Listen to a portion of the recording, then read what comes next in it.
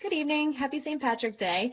After reading through the various ways to check for understanding, I found a lot of the activities nice little tricks to have up your sleeve at any time to find innovative ways to make meeting learning objectives effective and also engaging for learners. Now, I don't teach in a virtual classroom, but something I have started doing this year is similar to what was on the list and I think could be adapted nicely to an electronic setting. Item number 2, invent the quiz, is something my geometry team has been constructing and working on a lot this year. Every day we have students record a problem that challenged them and fill it into their unit roadmap. After some discussions individually with students, they really do have the intuition to do this wholeheartedly and are picking appropriate questions for their ability level.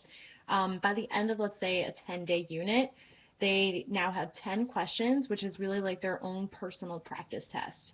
So I could see this in a more electronic setting, students collecting questions, and then towards the end of the unit, students can quiz each other, answer a problem or two by maybe making a video explaining each of the steps of the problem and how they do it. Excuse me. They can complete their own tests, which is actually what my students do now in the traditional classroom, or they can have discussions about the types of problems that they chose and why they think they're important for meeting the big ideas of that unit. I find this activity alleviates a lot of stress for my kids when it comes time for studying for the test. They aren't asking me anymore, are you going to have this on the test? Because if they pick that question, they know it's probably fair game.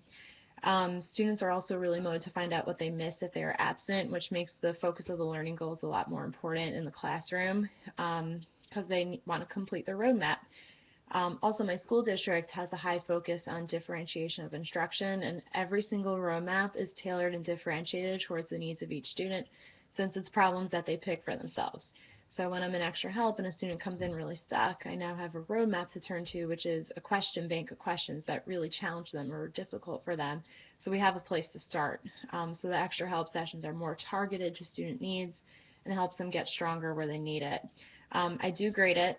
I count it as a 2-point question on a test. We interact with the roadmap every day, so students have full understanding of my expectations with regard to the completeness of the roadmap. I could go on about the other 51 items. They all sound like great activities, but I know we have to keep these videos brief. So I will say mind mapping is something I would definitely try to look into in a virtual classroom setting. It's funny, I'm working on my notes for tomorrow, factoring, review, and we're filling out a mind map. So in the physical classroom it works, and I know for sure it will work in the virtual classroom too. Finally, the 3-2-1 activity seems like it would be great for math. Definitely a strategy I'd be interested in trying out very soon. Looking forward to watching activities you find successful and how you're implementing them in your professional settings. Have a great evening.